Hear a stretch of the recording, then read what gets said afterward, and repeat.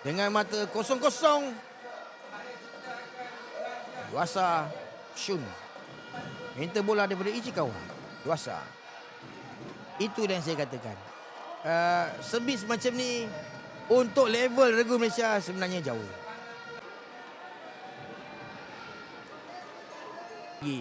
Satu bloker saja tak mampu, terlentang. Sobek. Yuasa Shun dari mangsa. Betul kan? Saya kata kan. Dia Aiman tinggi. Afifuddin placing. Bijak. Tu tak nampak lagi ni. Saya satu Sobek. Itu. Tapi dapat juga si Ichikawa ni. Baiklah Ichikawa. Allah baru puji.